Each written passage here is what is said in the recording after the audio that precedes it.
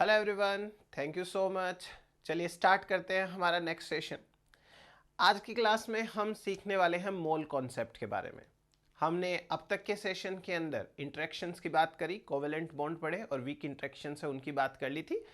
आज हम सीखेंगे मोल कॉन्सेप्ट। बहुत इजी है,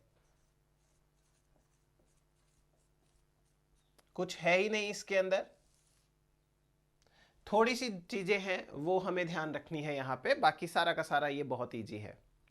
देखिए, मोल कॉन्सेप्ट शुरू करने से पहले आपको मैं एक छोटा सा सवाल पूछता हूं।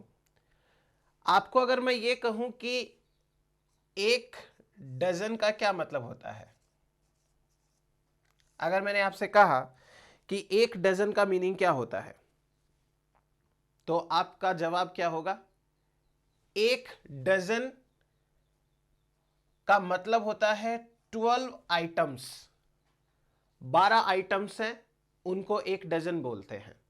अब ये 12 आइटम्स कुछ भी हो, छोटे हो बड़े हो कोई भी हो, अगर आइटम्स का नंबर 12 है तो हम इसे एक डजन बोल सकते हैं।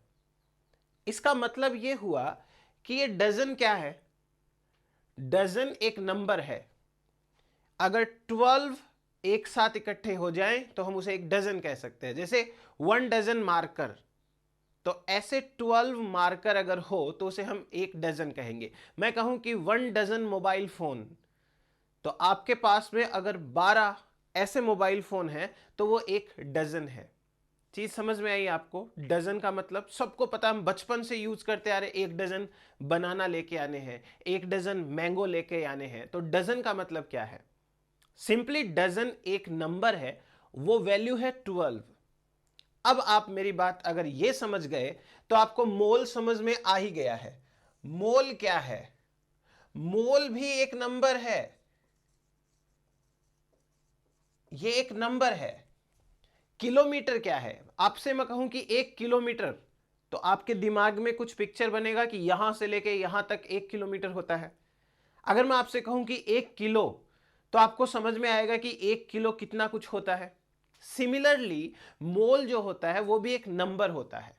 कैसे? ये देखिए, अगर आपसे कहे कोई कि 1 मोल कोई भी चीज है, तो जैसे एक डजन में 12 आइटम्स होते हैं, वैसे ही एक मोल के अंदर इतने आइटम्स होते हैं। ध्यान से देखिए, 6022, उसके बाद में 1367, और अब गिन के 16 जीरो लगा दीजिए। 1 2 3 4 5 6 7 8 9 10 11 12 13 14 15 16, 16 जीरो। देखो, जैसे एक डजन में 12 आइटम्स होते हैं, एक मोल के अंदर इतने आइटम्स होते हैं। यह है एवोगाद्रो नंबर, इसको हम कहते हैं एवोगाद्रो नंबर। इसको थोड़ा शॉर्ट में लिख लेते हैं। एक मोल का मतलब हो गया इतने आइटम्स, इसको शॉर्ट में लिखते हैं।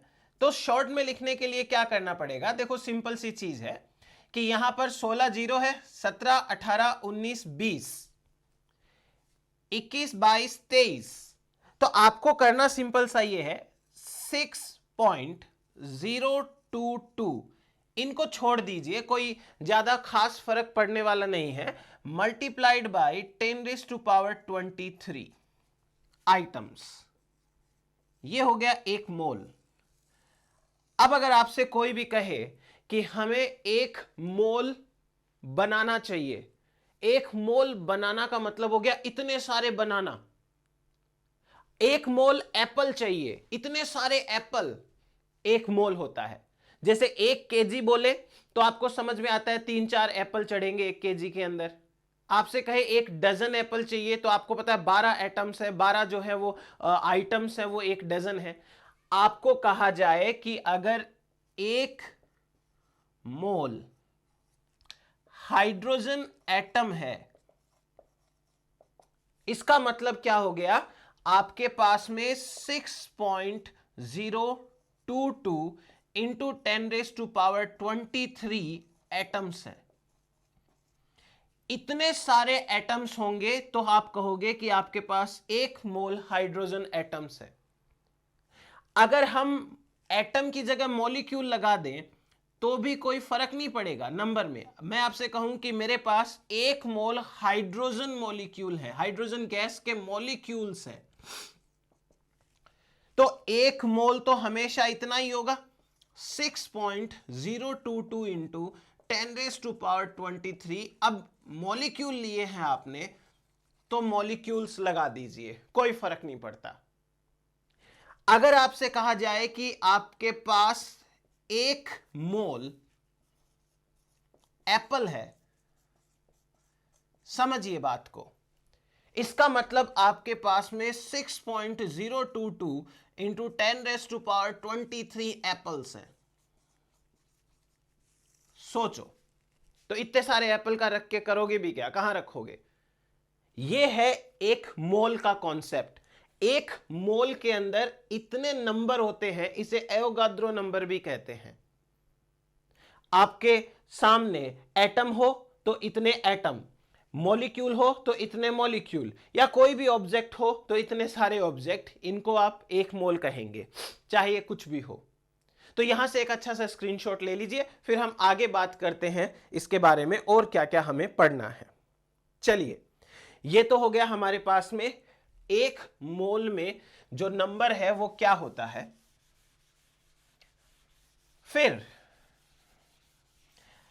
अगर आपको यह पता चल गया कि 1 मोल में कितने नंबर होते हैं, तो आप यहां से एक चीज छोटी सी कैलकुलेट कर सकते हो, और वो छोटी सी चीज का नाम है मोलर मास। तो एक नया कॉन्सेप्ट निकालते हैं यहां से, मोलर मास। देखो, अगर आपको मेरी पहली क्लास याद है तो मैंने पहली क्लास के अंदर एटॉमिक मास निकालना बताया था। एटॉमिक मास का मतलब क्या होता है? एटम का मास। तो मोलर मास का मतलब क्या होगा? मोल का मास। मोलर मास का मतलब हो गया मास ऑफ मोल। 1 मोल का मास कितना है? अब आपको यह पता है कि 1 मोल के अंदर आपके पास में 6.022 इंटू 10⁻23 आइटम्स हैं। अब ये आइटम्स हो सकता है एटम्स हो, ये आइटम हो सकता है मॉलिक्यूल्स हो। या तो आपको एटम मिलेंगे या आपको मॉलिक्यूल्स मिलेंगे। तो बायोकेमिस्ट्री में या तो एटम्स होंगे या मॉलिक्यूल्स होंगे। चलिए, अब एक छोटा सा एग्जाम्पल लेते हैं और एक एग्जाम्पल के साथ में समझने की कोशिश करते हैं। मैंने आपसे कहा कि मेरे पास में 1 मोल कार्बन एटम्स है। मेरे पास 1 मोल कार्बन एटम्स है। तो थोड़ा सा याद करिए जरा कार्बन एटम के बारे में, और हमें इसका मोलर मास निकालना है।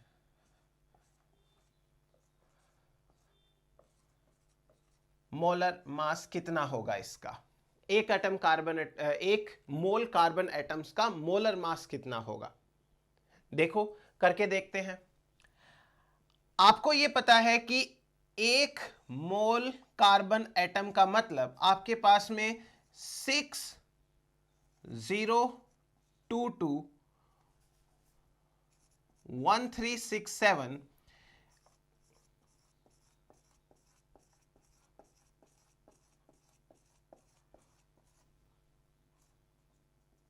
इतने कार्बन एटम्स हैं आपके पास। इतने सारे कार्बन एटम्स हैं। इट मींस आपके पास में 6.022 इंटू 10⁻23 कार्बन के एटम्स हैं। बस आपको क्या करना है, अगर आपने इतने एटम्स का मास निकाल लिया तो ये नंबर तो 1 मोल के बराबर है, तो 1 मोल का मास आ जाएगा। अब थोड़ा सा एक कार्बन एटम के बारे में सोचते हैं। एक कार्बन एटम में क्या क्या चीजें थी?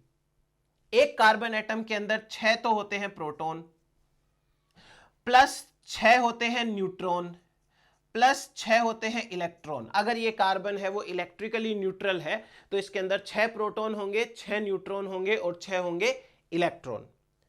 हम जब भी एटॉमिक मास कैलकुलेट करते हैं तो प्रोटॉन प्लस न्यूट्रॉन का मास कैलकुलेट करते हैं। ये तो हमने ओमिट कर दिया था, छोड़ दिया था। तो यहां से एक कार्बन एटम का एटॉमिक मास कितना आएगा? एटॉमिक मास, तो एक कार्बन एटम का एटॉमिक मास कितना आएगा? 6 proton plus 6 neutron, 12 atomic mass unit. आपको याद होना चाहिए ये 12 एटॉमिक मास यूनिट होगा। अब याद करो कि एक एटॉमिक मास यूनिट में कितने ग्राम आपके पास में वेट था, कितने ग्राम मास था। यहां से सिंपल सी हमें एक कैलकुलेशन करनी पड़ेगी। एक प्रोटॉन का मास बराबर है एक न्यूट्रॉन के मास के, इसी को कहते हैं 1 एटॉमिक मास यूनिट, जो होता है 1.67 इंटू 10⁻⁻24 ग्राम। देखो जरा, हुआ ये चीज क्लियर आपको? अगर एक प्रोटॉन या एक न्यूट्रॉन का एटॉमिक मास इतना होता है तो आपके पास में तो 12 एटॉमिक मास यूनिट है, यानी कि आपके पास में 6 प्रोटॉन है, 6 न्यूट्रॉन है, तो टोटल 12 है ना आपके पास में। सो कार्बन का एटॉमिक मास कितना आया? देखना बहुत इजी है। यहां से निकल गया atomic mass of carbon atom, 12 atomic mass unit. Since 1 atomic mass unit equals to 1.67 into 10⁻⁻24 grams, एक एटॉमिक मास यूनिट में इतना होता है। तो आप खुद देखो 12 एटॉमिक मास यूनिट में कितना होगा? 12 इंटू 1.67 इंटू 10⁻⁻24 ग्राम। ये लो, तो 12 एटॉमिक मास यूनिट में इतने ग्राम मास होता है। और ये 12 एटॉमिक मास यूनिट क्या है? 12 एटॉमिक मास यूनिट एक कार्बन एटम का मास है, एक कार्बन एटम का। सो एक carbon atoms atomic mass equals to कितना आया? 12 इंटू 1.67 इंटू 10⁻⁻24 ग्राम। यही तो आया ना, यही तो आया। वापस से एक्सप्लेन कर दूंगा। आपके पास में एक कार्बन एटम का एटॉमिक मास इतना है और हमको कैलकुलेट कितने कार्बन एटम का करना है? 1 मोल का। सो 1 मोल, और 1 मोल का मतलब कितना हो गया? 1 मोल का मतलब हो गया 6.022 इंटू 10⁻23 एटम्स। एक मोल का मास कितना आएगा? सिंपल है, एक एटम का मास है 12 इंटू 1.67 इंटू 10⁻⁻24, और आपको इतने सारे एटम्स का निकालना है। एक एटम का वो आता है तो आपको क्या करना है? सीधा सीधा मल्टीप्लाई करना है 6.022 इंटू 10⁻23 के साथ में। वो काम कर दीजिए आप। अब आपके पास में कैलकुलेटर होगा मोबाइल फोन के अंदर, 1 मिनट के लिए वीडियो पॉज करना और क्या करना? इन दोनों को मल्टीप्लाई करके देखो, इन दोनों को मल्टीप्लाई करो कितना आता है। कैसे मल्टीप्लाई करना है मैं बता देता हूं। देखो ये 10⁻23 है, यहां 10⁻24 है, तो -1 बच जाएगी।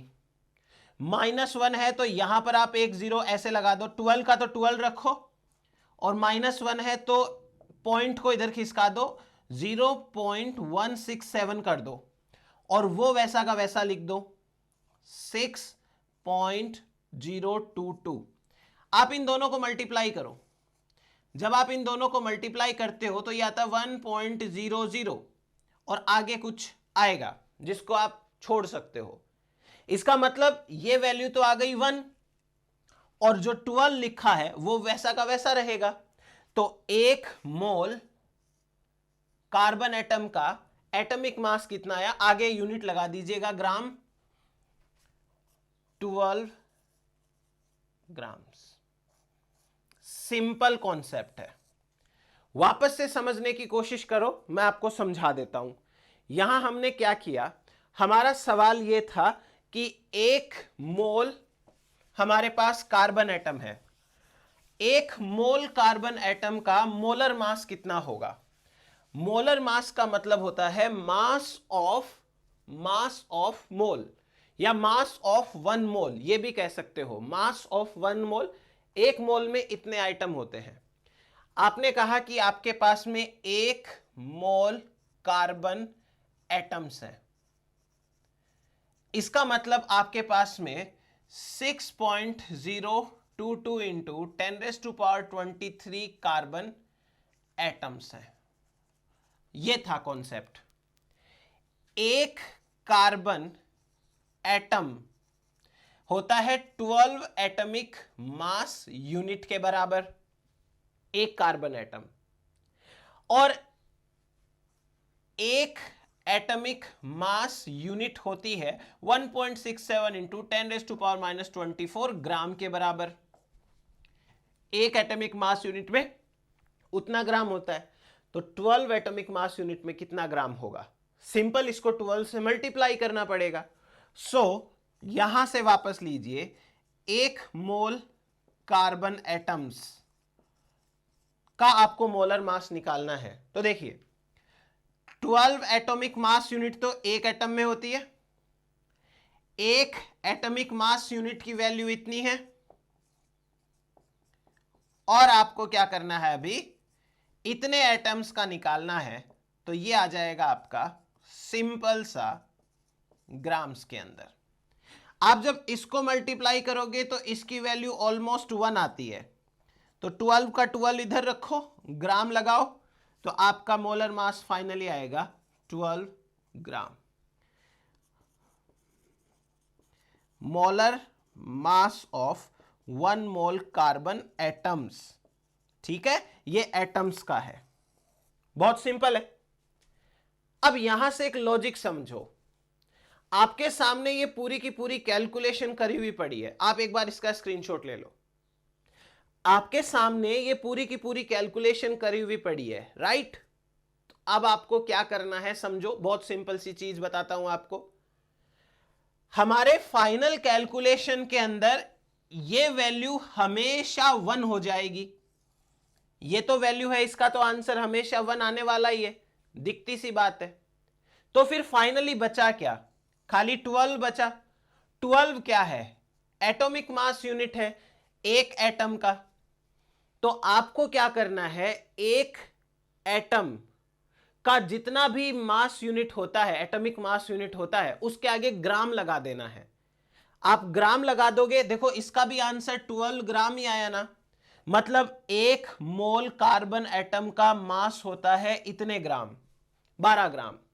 अगर आप 12 ग्राम, जैसे मैं आपको कहूं कि ये देखो कार्बन के एटम्स है, ये 12 ग्राम है, मैं कह दूं कि 12 ग्राम कार्बन एटम्स है, इसका मतलब आप जब इसमें एटम काउंट करोगे तो 6.022 इंटू 10⁻23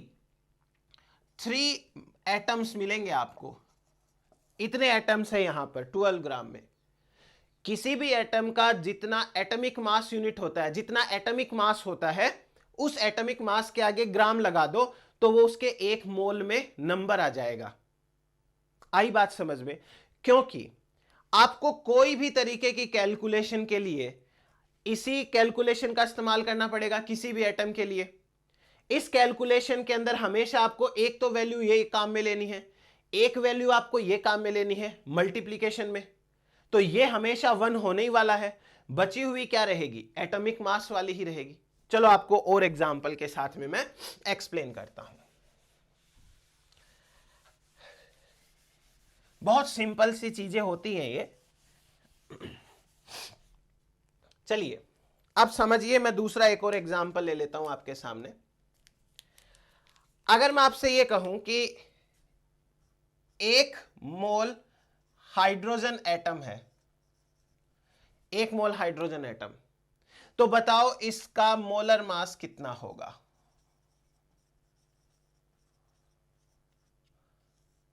मोलर मास यहां से कितना आएगा इसका? आपसे मैं कहूं कि हमारे पास 1 मोल ऑक्सीजन एटम है, तो इसका मोलर मास कितना आएगा? क्लियर? अब दोनों का हम देख लेते हैं। या मैं आपसे कहूं 1 मोल नाइट्रोजन एटम है, इसका मोलर मास कितना आएगा? 1 मोल नाइट्रोजन एटम। तो पहले तो आप यह समझो कि चाहे 1 मोल हाइड्रोजन हो या 1 मोल ऑक्सीजन हो या 1 मोल नाइट्रोजन हो, आपके पास में टोटल एटम्स कितने हैं? आपके पास में है 6.022 इंटू 10⁻23 हाइड्रोजन एटम, या आपके पास 6.022 इंटू 10⁻23 ऑक्सीजन एटम है, या आपके पास में 6.022 इंटू 10⁻23 नाइट्रोजन एटम है। राइट? आपके पास में ये सारी चीजें ऐसी ही तो हैं, एटम्स हैं, वो इतने इतने एटम्स हैं। आपको क्या करना है? आपको इन एटम्स का मास कैलकुलेट करना है। एक एटम का मास कितना होता है? एक एटम का मास होता है 1.67 इंटू 10⁻⁻24 ग्राम। आपके पास में 1 मोल हाइड्रोजन एटम है। एक हाइड्रोजन एटम में, ध्यान से समझिए, एक हाइड्रोजन एटम में एक होता है प्रोटॉन, न्यूट्रॉन होते नहीं है प्रोटियम के अंदर, सिंपल, और इलेक्ट्रॉन को हम कैलकुलेट नहीं करते। तो इसका एटॉमिक मास कितना हुआ? 1 एटॉमिक मास यूनिट, इतना ही तो हुआ। फिर इसके बाद अगर आप एक ऑक्सीजन एटम की बात करेंगे, एक ऑक्सीजन एटम के अंदर आपको कितने? 8 तो मिलते हैं प्रोटॉन, 8 मिलते हैं न्यूट्रॉन, तो 16 एटॉमिक मास यूनिट हो गया एटॉमिक मास इसका ऑक्सीजन का।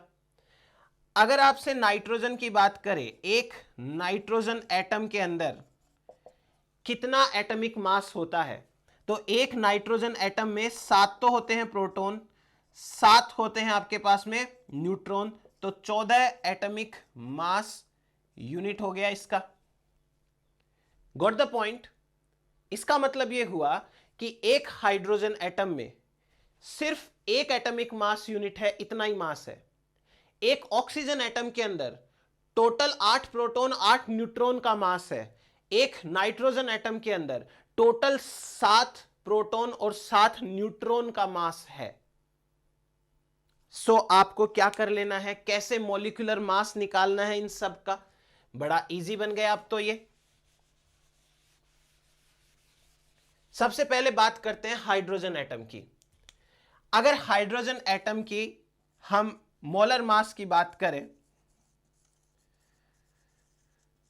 Molar mass of hydrogen atom, obviously 1 मोल की बात कर रहे हैं, तो देखो हाइड्रोजन के अंदर टोटल होता है 1 प्रोटॉन, सिर्फ 1 प्रोटॉन। एक प्रोटॉन का मास होता है 1.67 इंटू 10⁻⁻24 ग्राम। और हमारे पास कितने हाइड्रोजन के एटम्स हैं? अभी 1 मोल है ना, तो ये रहे हमारे पास में हाइड्रोजन के एटम्स। अब मैंने आपको सिखाया कि ये वैल्यू तो हमेशा 1 आने वाली है, तो बची हुई क्या ये वैल्यू 1 ग्राम। इसका मतलब आपके पास अगर 1 ग्राम हाइड्रोजन के एटम होंगे तो काउंट करना उसमें से आपके पास इतने सारे एटम्स होंगे। 1 मोल में इतने एटम्स हाइड्रोजन के होते हैं, तो हाइड्रोजन का मोलर मास कितना निकला 1 ग्राम। जो भी उसका एटॉमिक मास है उसके आगे ग्राम लगा दो, आपका काम बन जाएगा। ये देखो थोड़े धीरे धीरे प्रैक्टिस से आएगा। अगेन मैं कह रहा हूं कि आपको अगर कोई भी नया एटम दिखता है जिसका आपको कैलकुलेशन करना है, तो उस नए एटम के लिए सबसे पहले तो पीरियोडिक टेबल लेके बैठो। ये सब चीजें ऐसे हवा में नहीं चलती है। पीरियोडिक टेबल लेके बैठो, उसमें देखो उसका एटॉमिक मास कितना है, उसमें कितने प्रोटॉन कितने न्यूट्रॉन है, तो आप कर पाओगे। या फिर आप बेसिक जो हमारे काम के होते हैं, carbon, hydrogen, oxygen, nitrogen, sulphur, sodium, तो ये सब के रट लो तो भी काम चल जाएगा। बेटर है पीरियोडिक टेबल लेके बैठो और धीरे धीरे जो फ्रीक्वेंटली आते जाते हैं वो अपने आप लर्न हो जाते हैं, कोई बड़ी बात नहीं है। दूसरा देखो 1 मोल ऑक्सीजन एटम के बारे में कैलकुलेट करते हैं। 1 मोल ऑक्सीजन एटम, इसका मोलर मास कैलकुलेट करते हैं। एक ऑक्सीजन एटम में 8 होते हैं न्यूट्रॉन, 8 होते हैं प्रोटॉन, मतलब 16 टोटल एटॉमिक मास यूनिट्स होती है। एक एटॉमिक मास यूनिट का वैल्यू है इतना, तो आपके पास टोटल कितने एटम्स हैं, आपके पास में टोटल इतने एटम्स हैं, तो 16 ग्राम। यानी कि 1 मोल ऑक्सीजन एटम का मोलर मास 16 ग्राम होता है। उल्टा बोलो इसका, 16 ग्राम अगर आप ऑक्सीजन के एटम लोगे तो वो 1 मोल कहलाएगा। अगर आप 1 ग्राम हाइड्रोजन के एटम लोगे तो वो 1 मोल हाइड्रोजन कहलाता है। अगर आप 16 ग्राम हाइड्रोजन के 16 ग्राम ऑक्सीजन के एटम लेते हो तो वो आपका कहलाता है 1 मोल ऑक्सीजन। इसी प्रकार ये देखो नाइट्रोजन का, 1 मोल नाइट्रोजन एटम की बात करें अपन, इसका मोलर मास कितना होगा।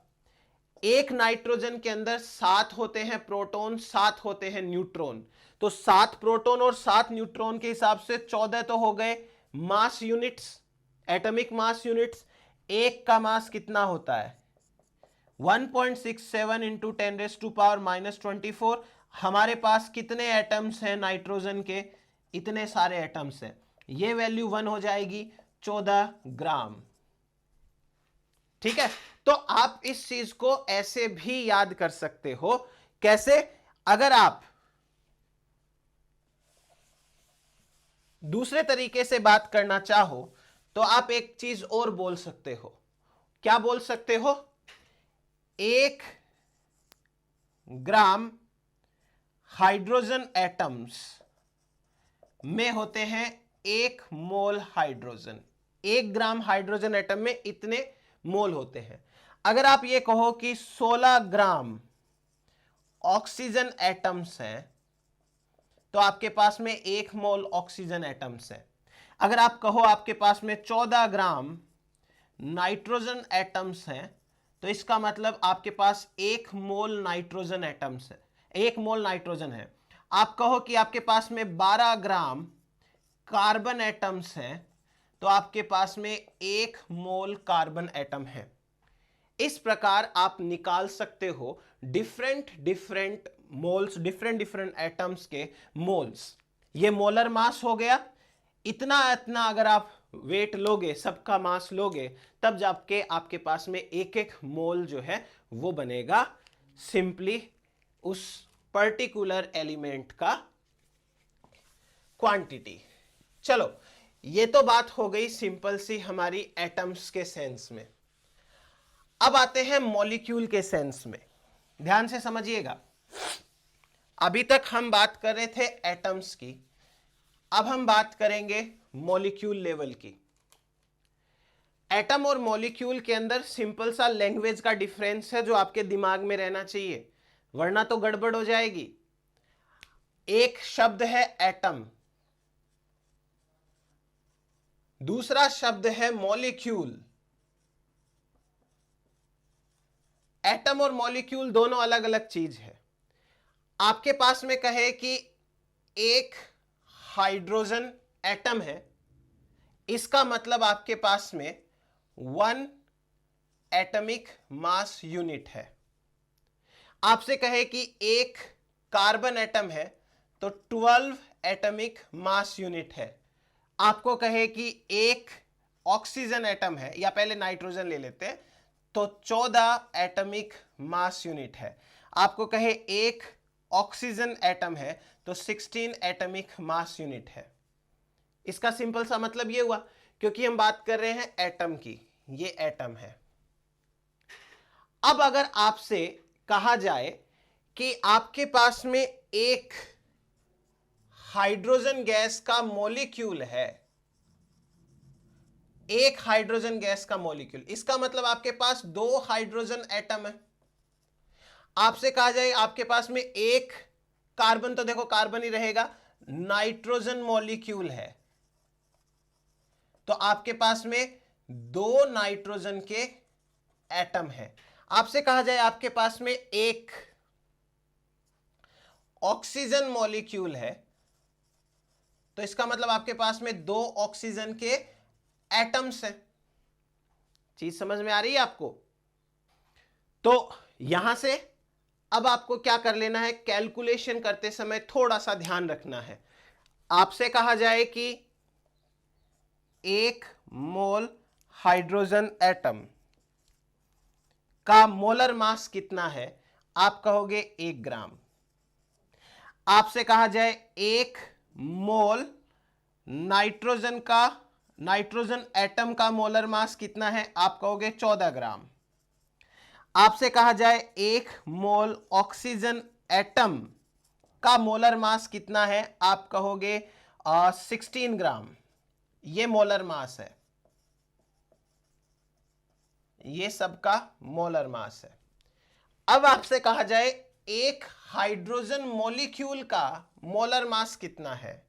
एक हाइड्रोजन मॉलिक्यूल, 2 एटम है ना, तो ये आएगा आपका 2 ग्राम मोलर मास।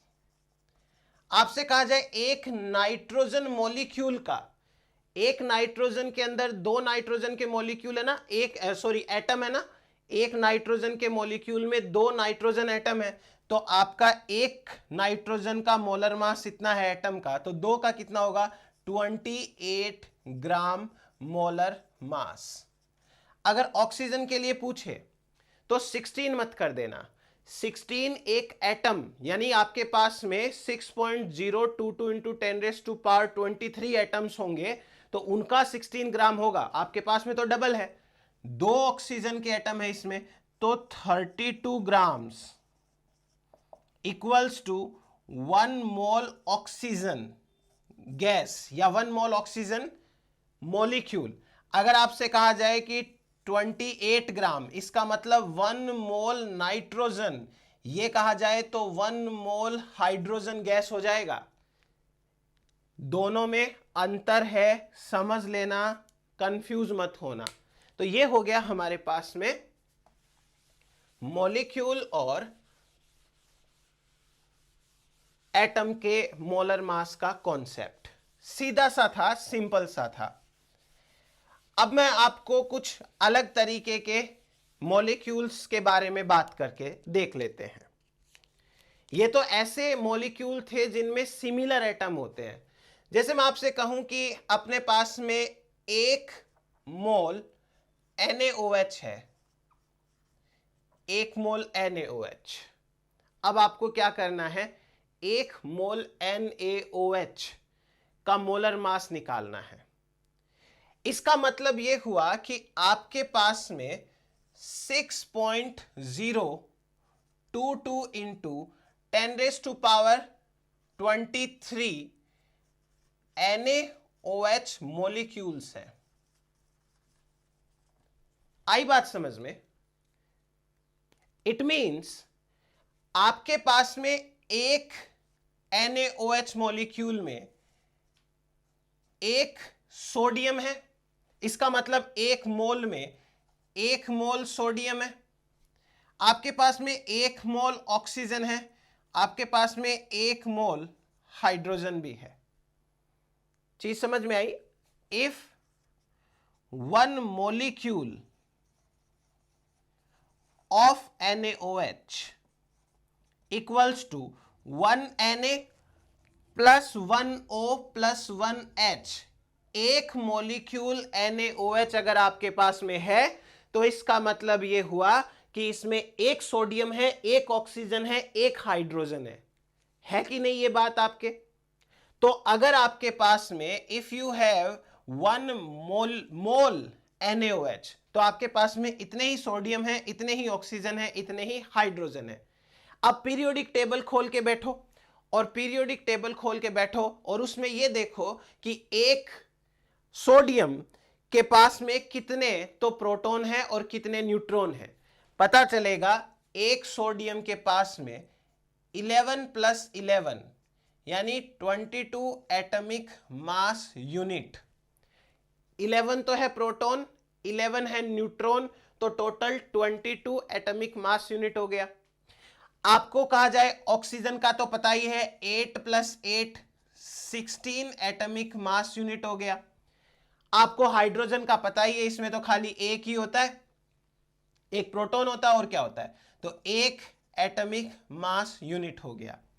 इसका मतलब एक मॉलिक्यूल NaOH का मोलर मास कितना हुआ, मॉलिक्यूल का मास कितना हुआ, सॉरी मॉलिक्यूल का मास कितना हुआ, तो मॉलिक्यूल मास में ये तो आ जाएगा सोडियम का 22 प्लस ऑक्सीजन का आ जाएगा 16 प्लस एक आ जाएगा आपका हाइड्रोजन का।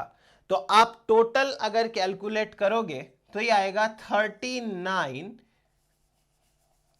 ये आएगा 39 atomic mass unit. 39 atomic mass unit कैसे आया, समझ में आया आपको? तो यहां से कैलकुलेट करो, एक मोल NaOH है, इसका मतलब आपके पास में इतने सारे मॉलिक्यूल है NaOH के। हमने यहां निकाला एक मॉलिक्यूल NaOH में इतने मास यूनिट होते हैं, तो या तो आप बड़ा वाला फॉर्मूला यूज करो 39 इंटू 1.67 इंटू 10⁻⁻24। एक NaOH में इतने एटॉमिक यूनिट है, एक एटॉमिक यूनिट का मास इतना होता है, तो आपको इतने एटम, इतने मॉलिक्यूल्स का मास निकालना है। यह आएगा 39 ग्राम्स। इसका मतलब इसकी आंसर आ जाएगी 39 ग्राम्स। मैंने बोला ना एटॉमिक मास यूनिट के एंड में ग्राम रख दो तो वो आपका मोलर मास आ जाता है। ये एक NaOH के बारे में है। चलिए इसके बाद और देखते हैं हम किस तरीके से बाकी चीजें कैलकुलेट की जा सकती है। थोड़ा सा देखो इस टॉपिक के अंदर प्रैक्टिस की आवश्यकता है, बाकी और बहुत ज्यादा कुछ नहीं है। एक बार हमने ये सीखा कि अगर हमें एटम्स का नंबर दिया हुआ हो या मोल्स का नंबर दिया हुआ हो तो हम उसका मोलर मास निकाल लेते हैं। अब मैं आपसे यह कहूं कि आपको मोलर मास दिया हुआ है, आप उसमें से मोल का नंबर निकालिए, तो वो आप किस तरीके से कैलकुलेट करेंगे, उसके लिए एक सिंपल सा हम क्वेश्चन देख लेते हैं। और सिंपल सा सवाल क्या है, आपसे कहा है find out the number of moles of oxygen atom. देखो एटम लिखा हुआ है, oxygen atom present in 64 gram oxygen atoms. आपके पास में 64 ग्राम ऑक्सीजन के एटम है। इसका मतलब ऐसे समझो कि आपके पास में इतनी सारी ऑक्सीजन है, इस ऑक्सीजन का ग्राम के अंदर वजन आ रहा है, वो आ रहा है 64। आपको क्या करना है, आपको इसे मोल्स में कन्वर्ट करना है। बड़ा सिंपल है, इतने ग्राम अगर ऑक्सीजन है तो ये कितने मोल्स ऑक्सीजन आपके पास में है, एटम्स की बात कर रहे हैं। इसी की बात करेंगे हम मॉलिक्यूल लेकर के। थोड़ा सा आप जो है वीडियो को पॉज कर लीजिए और कोशिश करो अपने आप निकालने की, क्या आंसर निकल के आता है। उसके बाद में मैं आपको बताऊंगा कि इसका आंसर क्या होना चाहिए। देखिए अब कोशिश करते हैं अपन खुद। पहले तो आप यह पता करो कि एक मोल ऑक्सीजन एटम का मोलर मास कितना होता है, तो पता चलेगा कुछ तो अपने को। हमने अभी अभी ये सीखा है कि एक मोल ऑक्सीजन एटम का मतलब होता है 16 ग्राम, राइट। 8 प्रोटॉन 8 न्यूट्रॉन, तो 16 एटॉमिक मास यूनिट। एक मास यूनिट के अंदर 1.67 इंटू 10⁻⁻24, तो फिर हमारे पास में एक मोल के अंदर 6.022 इंटू 10⁻23 एटम्स है। एक मोल ऑक्सीजन एटम में इतने ग्राम होते हैं। अब आप इसको दूसरे तरीके से समझते हैं। 16 gram oxygen atoms equals to 1 mole. Got the point? ऐसे भी तो लिख सकता हूं। तो आपसे कहा जाएगा 1 gram oxygen atoms should be equal to 1/16 mole. ये आ गया। हमारे पास कितना ऑक्सीजन एटम है? 64 ग्राम ऑक्सीजन एटम्स। तो क्या कॉन्सेप्ट लगेगा? देखो जरा, आपके पास में कॉन्सेप्ट लगेगा 4 मोल। इसका मतलब ये जो आपको ऑक्सीजन का अमाउंट दे रखा है उसमें 4 मोल ऑक्सीजन है, 4 मोल ऑक्सीजन के एटम्स हैं। ये तो बात हो गई। अब आप एक बार इसी डाटा को यूज करो ऑक्सीजन के मॉलिक्यूल्स निकालने में। ऑक्सीजन गैस के कितने मोल्स हैं यहां पे? अगर बात करें हम ऑक्सीजन के मॉलिक्यूल की, तो एक ऑक्सीजन के मॉलिक्यूल के अंदर 2 ऑक्सीजन एटम होते हैं। यहां हमने कहा कि 1 मोल ऑक्सीजन एटम बराबर 16 ग्राम। तो हम यहां से थोड़ा सा अपनी कैलकुलेशन को चेंज कर लेंगे। हम कहेंगे 1 mole oxygen molecule equal to 32 gram. ठीक है ना? ये 16 तो एक एटम का है, ऐसे 2 एटम हो जाएंगे तो 32 ग्राम हो जाएंगे। तो आप कह सकते हो कि 32 gram oxygen molecule equal to 1 mole O2। वो 1 मोल O नहीं है, 1 मोल O2 हो गया। वो 1 मोल O2 हो गया तो 1 gram oxygen molecule equals to 1/32, और हमारे पास 64 ग्राम है तो 1/32 इंटू 64, 2 मोल। आपके पास में वहां पर 4 मोल एटम्स हैं, या आप अगर दूसरे तरीके से बात करो तो आपके पास में वहां पर 2 मोल ऑक्सीजन के मॉलिक्यूल्स अवेलेबल है। अब चलो एक मैं आपको छोटी सी चीज बताता हूं। यहां पर आपने जो कैलकुलेशन कर रखी है, हम एक बार हमारे इसी आंसर पे रहते हैं। हमारा सवाल था कि find out the number of moles of oxygen atom present in 64 gram oxygen. आपने एक छोटी सी कैलकुलेशन करी, और आपने कैलकुलेशन में क्या किया? आपने कहा कि 1 मोल ऑक्सीजन एटम का मोलर मास कैलकुलेट किया। वो आपको पता है 16 ग्राम होता है। 16 ग्राम में 1 मोल ऑक्सीजन होती है, तो 64 ग्राम में 4 मोल ऑक्सीजन होगी। ये वाला देखो, कैलकुलेशन देखो, इसको ध्यान से देखो। यहां से एक फॉर्मूला डिराइव करते हैं। आपको पता चल गया कि कैलकुलेशन तो यही होने वाली है, पक्का 100% यही कैलकुलेशन होने वाली है। तो अब यहां से एक छोटा सा काम करते हैं। काम क्या करना है? यहां से बनाते हैं नंबर ऑफ मोल्स का फॉर्मूला। नंबर ऑफ मोल्स का फॉर्मूला आपकी कैलकुलेशन देखो, 1 मल्टीप्लाइड बाई 64 डिवाइडेड बाई 16 है ना। यानी कि इस कैलकुलेशन को ऐसे लिखा जा सकता है 1 इंटू 64 डिवाइडेड बाई 16, तभी तो आया ये 4 मोल। एक इससे तो कोई फर्क नहीं पड़ेगा। 64 क्या है? 64 वो मास है जो आपको गिवन है एग्जाम के अंदर या उस सवाल के अंदर। तो 64 तो क्या हो गया, मास गिवन, ये है मास गिवन, डिवाइडेड बाय 16 क्या है, 16 है ये मोलर मास, ऑक्सीजन एटम का मोलर मास, तो डिवाइडेड बाय मोलर मास। अब आपके पास यदि ये फॉर्मूला है तो आप इस सवाल को एक स्टेप में कंप्लीट कर सकते हो। हमारा फॉर्मूला है number of moles equal to mass given divided by molar mass. Number of moles 64 divided by molar mass, oxygen का मोलर मास 16, 4 मोल। ये लो, गिवन आंसर आ गया आपका। तो इस तरीके से आप अगर सॉल्व करोगे तो आसानी से मोलर मास या मोल वाले कॉन्सेप्ट के सारे क्वेश्चंस सॉल्व होंगे। चलो मैं कुछ और एग्जांपल है वो आपको लेकर के बात करते हैं।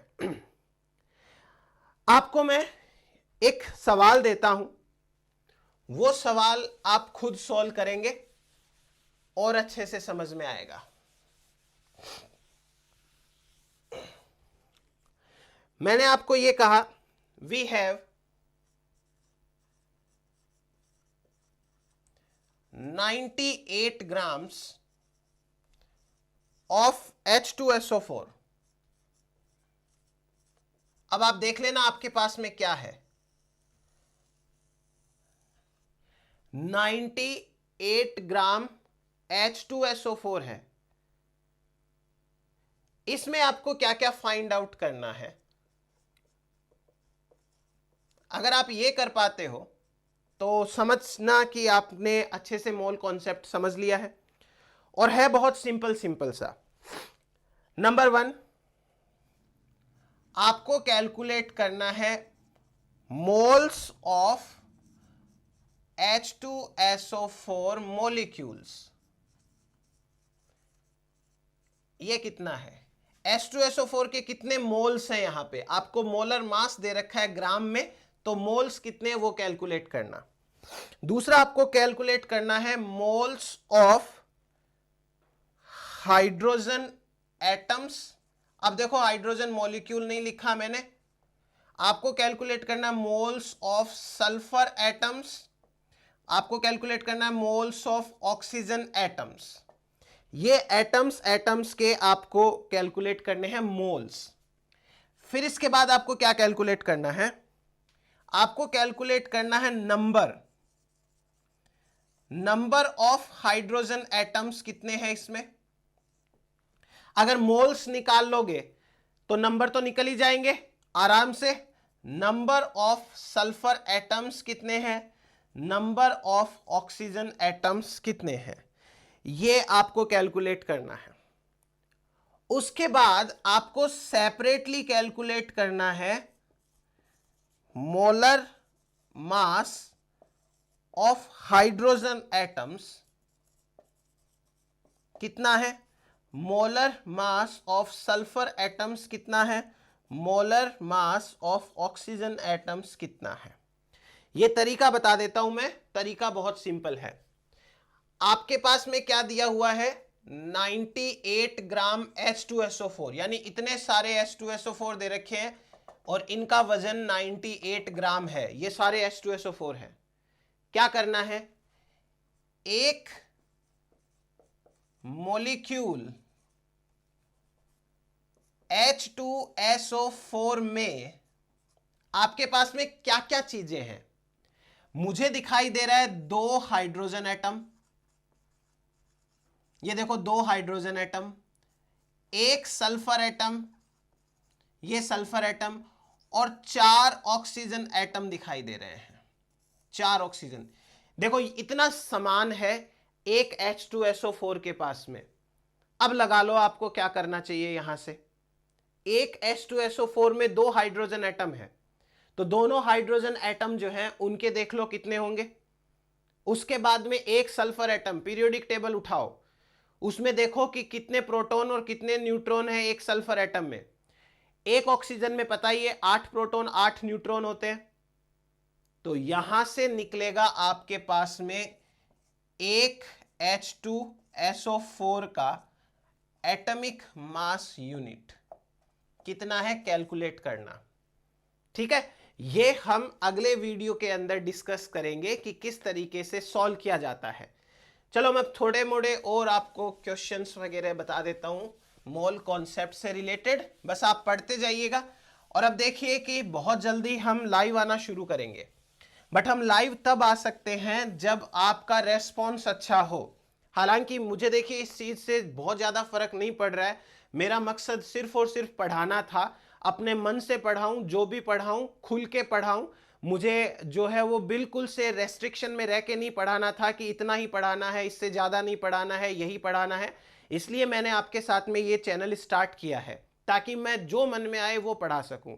लेकिन थोड़ा बहुत रेस्पॉन्स आपकी तरफ से भी आना चाहिए। मैं आपसे बहुत ज़्यादा उम्मीद कुछ भी नहीं कर रहा, बस आप अपना पढ़ते जाइए, वो मेरे लिए बहुत है। लेकिन थोड़ा रेस्पॉन्स देंगे तो मैं लाइव आने की कोशिश करूंगा। वीडियोस के ऊपर बहुत ज़्यादा व्यूज़ भी नहीं है, बहुत ज़्यादा शेयरिंग भी नहीं है। अगर ऐसा रहा तो फिर लाइव आने का भी मतलब नहीं रह जाता है। सो बेटर है कि अगर आप लाइव चाहते हैं तो थोड़ा सा मुझे रेस्पॉन्ड करिए ताकि मैं लाइव आऊं। चलिए अब मैं आपके सामने एक और क्वेश्चन है वो बात करते हैं अपन। सवाल ये है कि find out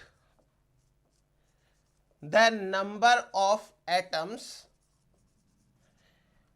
of carbon in 24 gram carbons.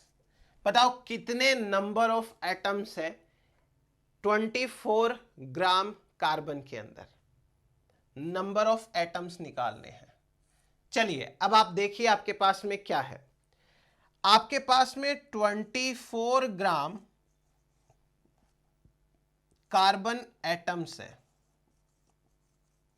24 ग्राम है। ठीक है, तो 24 ग्राम में तो बहुत सारे हो जाएंगे। पहले ये कैलकुलेट करो कि कितने मोल है ये। आपको नंबर ऑफ मोल्स निकालने हैं, तो नंबर ऑफ मोल्स का फॉर्मूला था अभी हमारे पास में, मास गिवन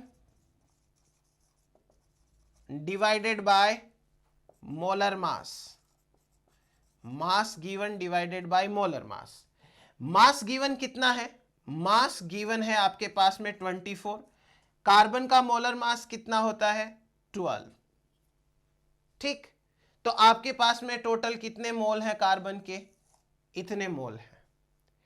एक मोल बराबर 6.022 इंटू 10⁻23 एटम्स होते हैं। तो 2 मोल में कितने होंगे? 2 इंटू 6.022 इंटू 10⁻23 एटम्स। सवाल का आंसर आया ये। तो सिंपल सिंपल इस तरीके से आप आंसर निकाल सकते हो। चलो तो आज के लिए हम इतना ही करते हैं। इसके साथ ही आप सब लोग जो है वो चैनल से जुड़े रहिएगा। Thank you so much for supporting and trusting. मिलते हैं नेक्स्ट वीडियो के अंदर नेक्स्ट टॉपिक के साथ में। तब तक जो है वो आप चैनल को देखिए, मैं आप लोगों के लिए आपके वीडियोस, आपके टॉपिक्स देखता हूं। Thank you so much.